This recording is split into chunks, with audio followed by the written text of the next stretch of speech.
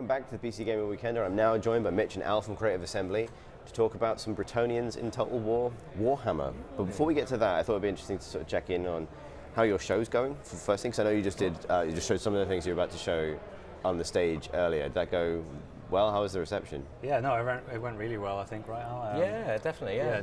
Good reception for all the kind of the new features coming in the DLC. So. Yeah, I mean, because you guys were here last year with Total War Warhammer, and we had you on the stream, talked about some of the game, but that was before it had come out, and the game has now had a life as a launch game. It's been expanded upon multiple times. Like, how's that first year of the game's life gone? Like, how's it been? Fantastic, frankly. I mean, we had a sort of plan to launch with a basic and strong game with just 4 races, and 2 legendary lords per race. So you still had a lot of options, but it was really proving out the whole design that we wanted each race to be mechanically very different, to reflect what you've got in Warhammer, which is essentially asymmetrical balance between different armies that are very, very different. They fight in different ways. They have completely different laws of magic and all that kind of stuff, but they can still come together and have a sort of competitive game. So we sort of proved that out with the 4 initial races, and we've just been expanding it with DLC and free content updates since then. And the world's just kind of absolutely wedged with different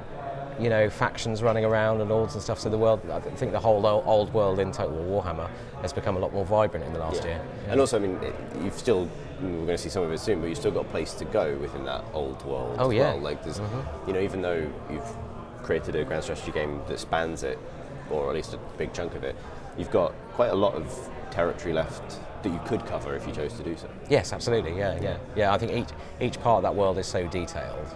And I mean, we've talked about what we're going to do in the future a few times in the past, but this is the first of a trilogy, which is going to open up new parts of the world.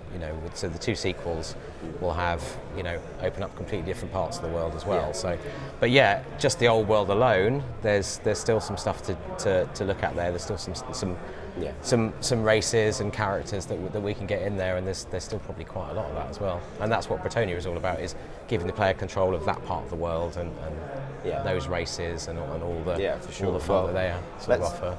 Why don't we jump in and you can talk us through how Bretonnia is going to work? Yeah, sure. We can throw it to the game. So Bretonnia were in the game from launch. They weren't playable. Yeah, right, they're playable in multiplayer and skirmish games only, and it was a very slim roster, wasn't it? I mean, it wasn't anything like we've got now. It was very limited to begin with, and now, it's a fully fleshed out campaign playable race with 3 legendary lords. In fact, I might hand over to Mitch here because he's one of the sort of chief designers of Bretonnia as the race. So yeah, sure. You can talk us through it maybe, and do you want to point me out and I can move around and have a look at stuff? Yeah, sure. So we're on the faction selection screen now. We can have a look at the 3 legendary lords that you can play as. They each have their own kind of unique starting position. So you have King Luan Lianke there. He starts in the north. You also have Alberic of Bordelot. He's kind of, very stern. He's got the best knights in the land. And then you also have the Fey Enchantress. She's a spellcaster, very powerful. She commands the Law of Life. So we can select, I guess, the king, jump into a campaign, and then show off some of the new features we've got. See, let's skip the front movie because that's we'll get straight in. Should we skip the starting campaign bits as well, or actually play through it because there's a nice camera pan around the area? It's pretty cool just to see kind of where you begin and your initial threats and stuff. Yeah, cool. So from a sort of top level point of view, particularly if people aren't necessarily familiar with the old world or with Warhammer Fantasy Battle as it was, what is the difference between the Bretonnians and the Empire as the 2 principally human sort of medieval factions? I mean, you are right. Like you'd kind of expect the 2 human factions to be very alike, but they are quite different in kind of how they look at the world. So the Empire are a little bit like more industrialized, but Bretonnia is kind of that quintessential medieval kind of kingdom. Sort of feudal lords and kind of building their empires up on the backs of millions of toiling peasants, essentially. Yeah, they're all about the disparity, I guess, between the lower class, and then you also have the super high class, the knights. And that's it. They're all about the knights. They're all about that kind of the honour and the nobility and the chivalry of the knights, sort of thing. And that's, I mean, Mitch can talk all day about this, but it's all about the chivalry. That's one of their sort of key things. So, the Empire has knights and has orders of knights, but they're never the focus. You can build an empire army entirely ignoring them. Exactly. Whereas that's not the case with Bretonnia. Like, yeah, I mean, you have to bring the knights for Bretonnia. Yeah, I was going to say all knights all day, but that's a stupid phrase.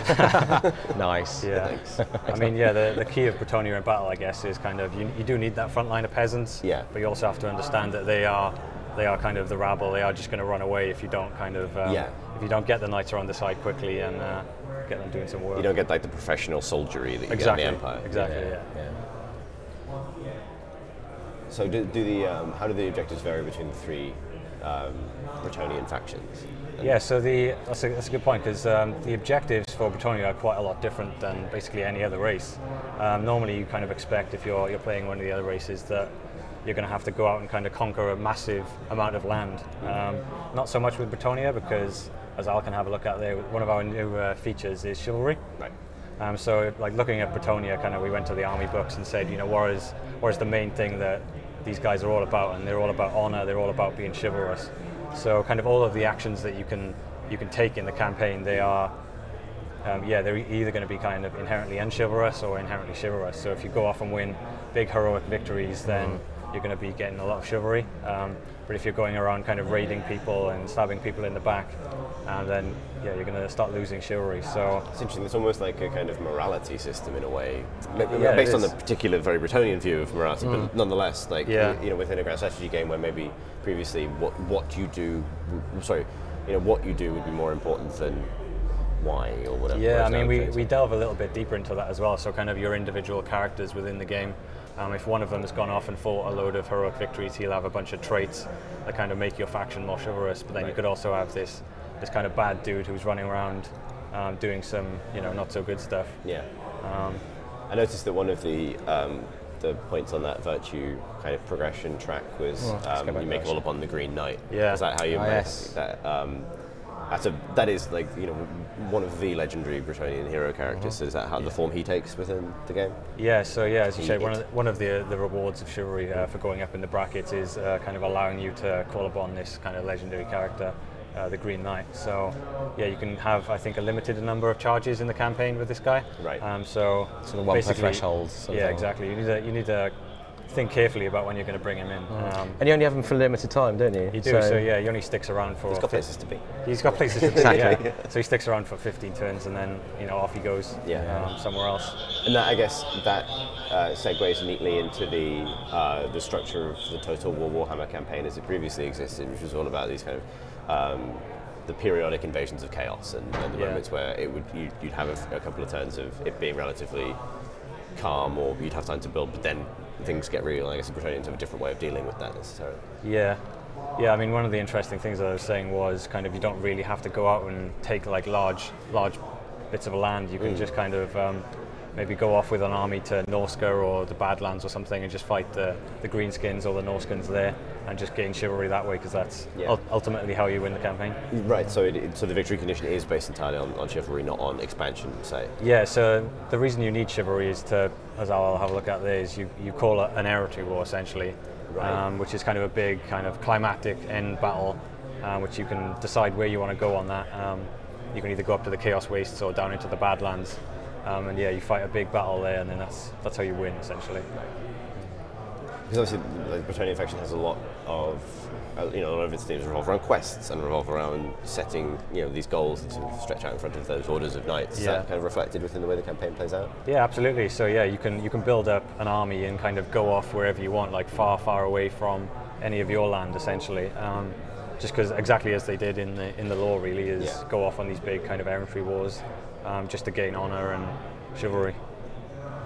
And the other sort of key mechanic of them is their reliance on the peasantry, not simply for kind of toiling in the fields and bringing income in through farming, but also to recruit for their armed forces. So for example, right at the start, you've got Luon, as his city's relatively undeveloped. We haven't got stables to start the knight chain up. So we've got some access to some sort of basic peasant rabble and peasant mobs and things like that. So, but the downside of that is if you recruit too many into your army, you're taking that resource out of the fields. Right. So at the moment, we can support with the territories we own. We can support up to 10 peasant units, whether they're in the fields or kind of in our armies. So at the moment, we're at 8 out of 10, so we get some bonuses because we're not overusing our peasants. But so if we say recruited 3 peasant units and then ended the turn, we can do technologies next turn. Yeah. And we end the turn. What we'll see next turn is that we've gone over our peasant cap, basically. So you have to balance that economy, because if you go over the peasant cap, you start getting negatives towards. So you get this little message, this little sort of event message pops up, just warning you essentially that you're over your cap. So we can see we're 1 over, so that's detrimental to our income. So you've got to kind of manage that, but you can also sort of balance that out. You can bring up your income in other ways because you get the kind of industry chain as well. Yeah, so you really have the choice as a player essentially. Bretonians kind of are big on farming, so your farms make a lot of money, but you can also kind of build the industry chains up, which are a lot weaker, but you can then get technologies, as Ali's looking at there, which will kind of really bring your industry kind of up to par with farms if you want to invest in that. An industry doesn't rely on your peasant resource effectively, so you know there's no cost attached. It's just income sort of thing. Yeah. But necessarily that sort of that tech tree, that way of developing the faction isn't going to take you into the territory of where the Empire tends to go, which is towards like industrialization and firearms and yeah, exactly. Yeah. I mean it's probably worth taking a look at the building browser actually, and we can look at a bit more about.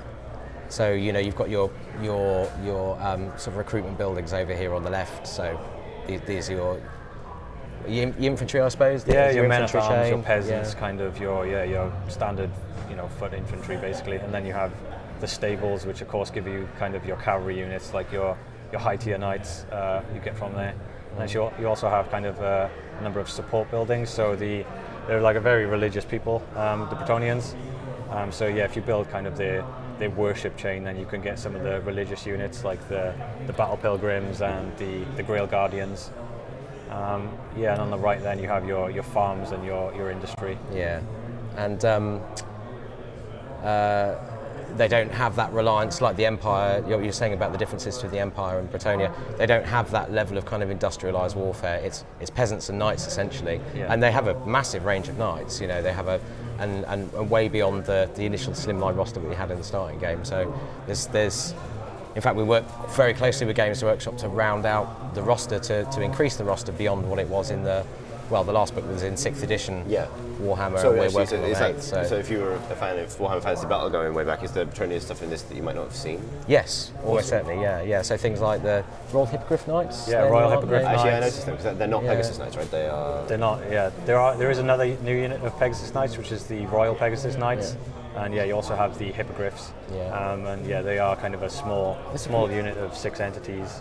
And there's the Grail Relicate. Is that from the army book? I can't remember. I think so. Yeah. Is that one of ours? Yeah. That's from the army book. Yeah.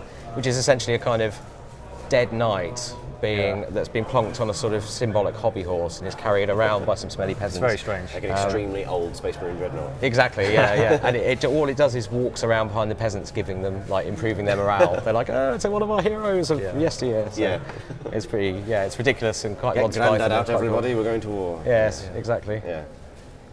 Great. So how does the campaign develop from here? Well, obviously this is the turn 2.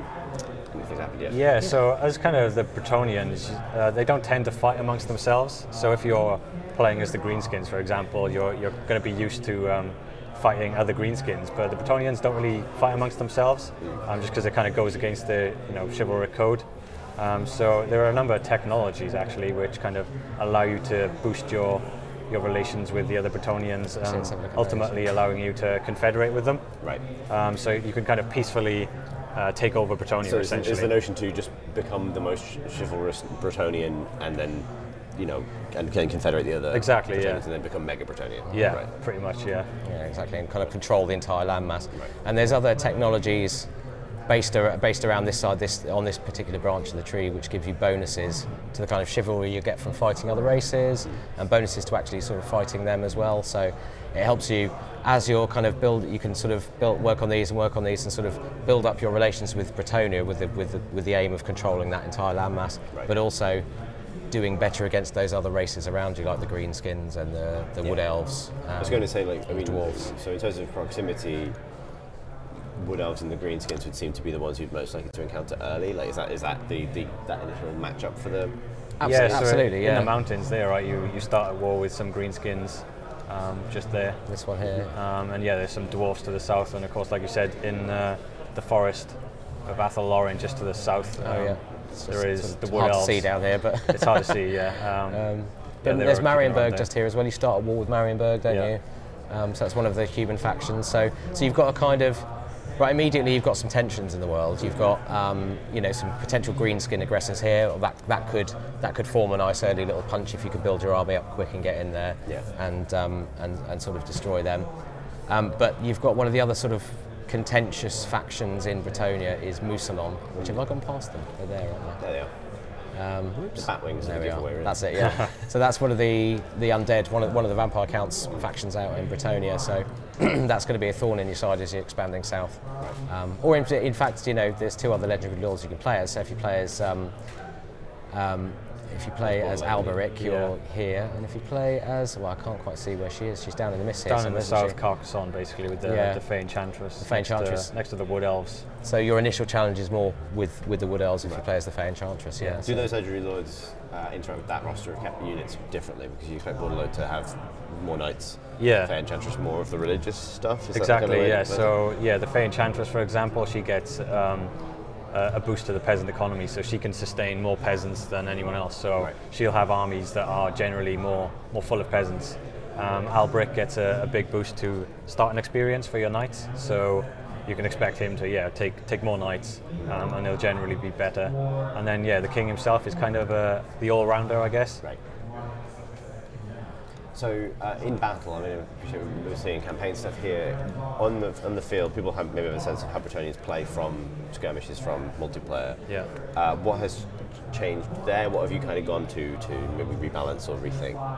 Yeah, so I think the key of Bretonnia is to get that kind of weak front line of peasants, and then you want the knights. So when we were adding new units, for example, one of the things we really wanted to make sure was that we kind of keep that feeling of Bretonnia, where you can't rely on your front line, and you have to rely on your knights to win you the battle.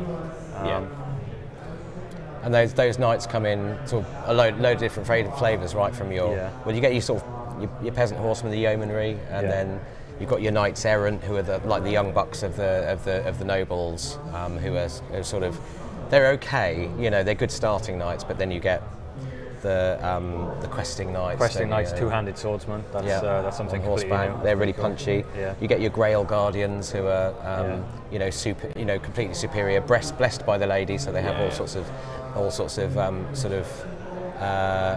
protections, magical protections, and they can go into lance formation as well. Is that right? Yeah. So lance formation in the battle is really cool. That's one of the mainstays of Bretonnia, and anyone who plays tabletop for Bretonnia would know that.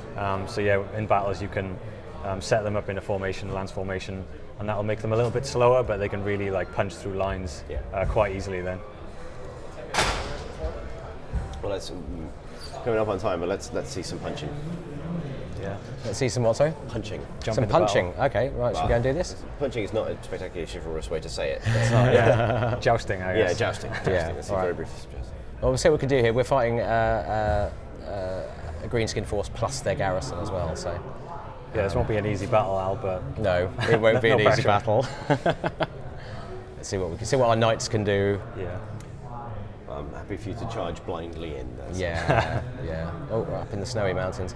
Right, it's really hard to see the icons from this distance. So I'm basically just going to get all my peasants in a line and stick my archers behind them. But I do have quite a number of archers now, which is nice.